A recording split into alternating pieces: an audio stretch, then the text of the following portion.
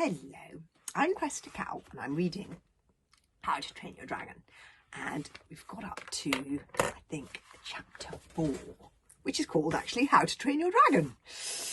Ha ha ha ha ha ha ha! Fishlegs was laughing so hard that he hadn't managed to say anything at all. The boys were hanging about the village gates, taking the opportunity to show off the dragons that they had caught. Hiccup had tried to walk through without being noticed, but Snotlout had stopped him. "Let's see what pathetic creature Hiccup has got," said Snotlout, and he took off the lid of the basket. "Oh, this is brilliant! Look at it!" said Snotlout when he finally got his breath back from laughing. That's Snotlout just laughing there, can you see? Laughing very loudly again, yes. "Oh, what is it, Hiccup? An ickle brown bunny rabbit with wings? A flower fairy? A fluffy flying frog? Gather round, everybody, and see the magnificent animal our future leader has caught himself." "Oh, Hiccup, you are useless," crowed Speedy Fist. "You're the son of a chief, for Thor's sake. Why didn't you get one of those new monstrous nightmares with the 6-foot wingspan and the extra extensible claws? They're really mean killers, they are." "I have one," grinned Snotlout, gesturing to the terrifying-looking flame-red animal fast asleep in his basket.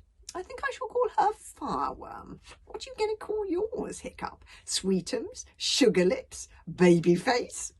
Hiccup's dragon took this particular moment to give a huge yawn, opening his tiny mouth wide to reveal a flickering forked tongue, very pink gums, and absolutely no teeth at all. Snotlout laughed so hard Dog's Breath had to hold him upright.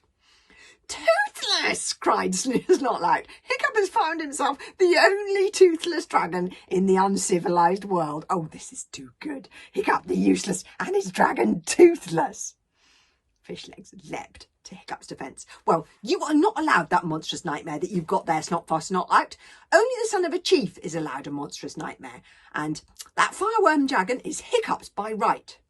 Snotlout's eyes narrowed. He grabbed Fishlegs by the arm and twisted it viciously behind his back.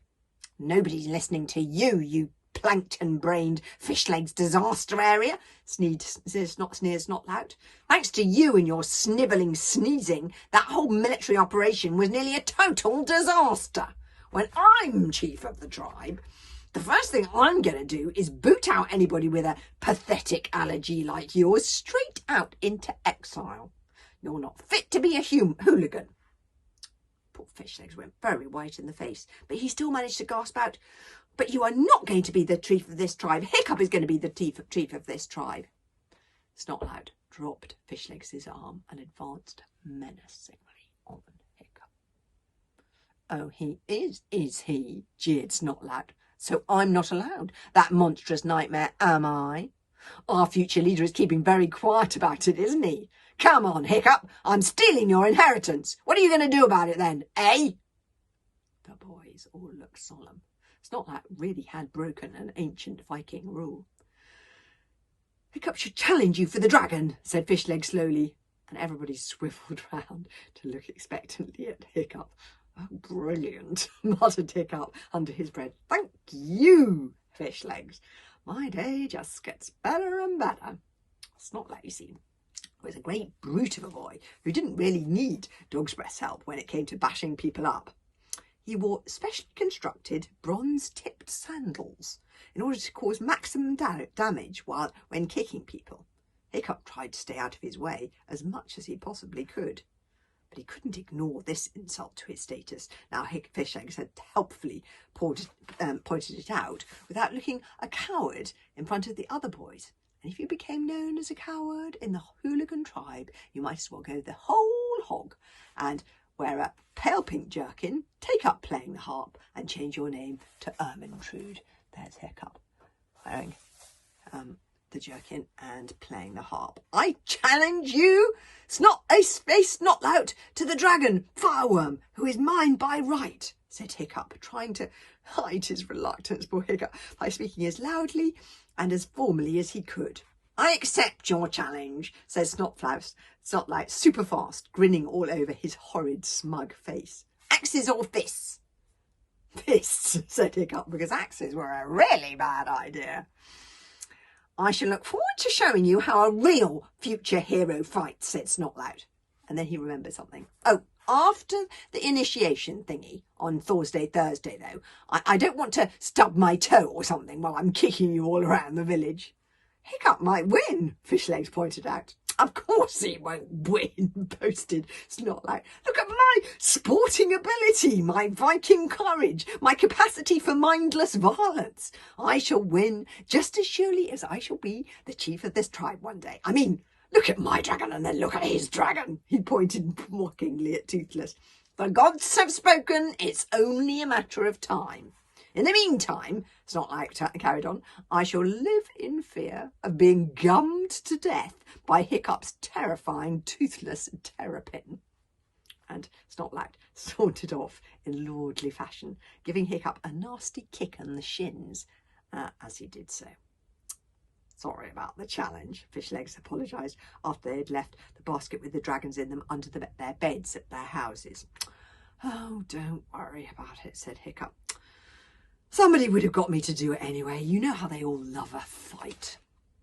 Fishlegs and Hiccup were going to the Great Hall to look for the book Gobber had recommended, which is How to Train Your Dragon by Professor Yobbish, not to be confused with this book.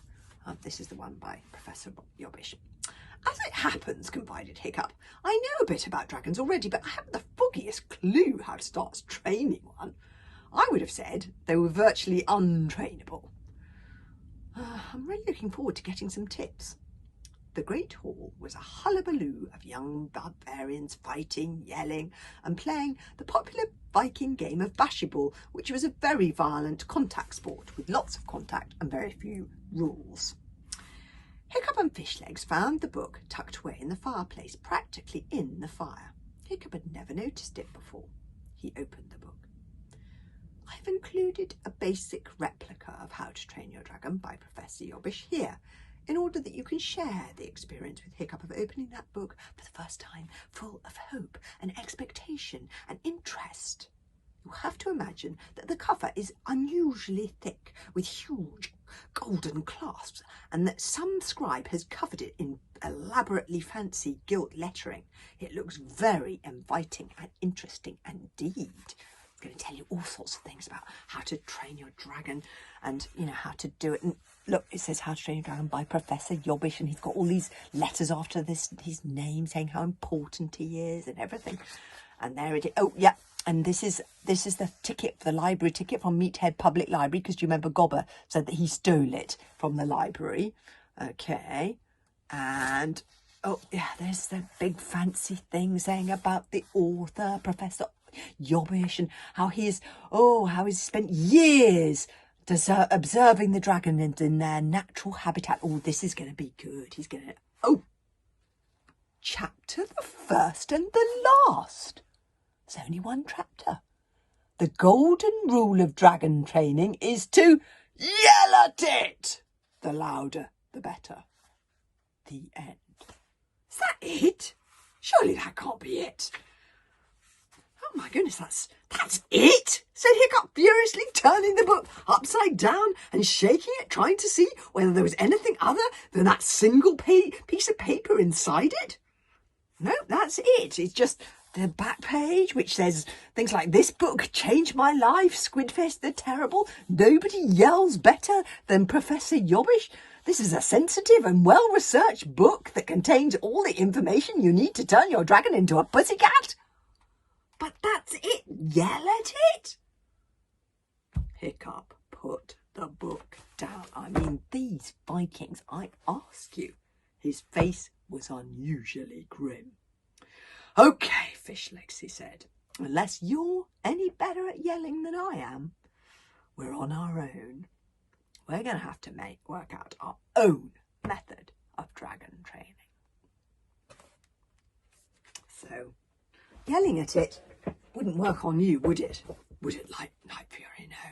No, I don't think it would. Hiccup is going to have to work out his own matters of dragon training. I'm going to read you chapter 5 tomorrow.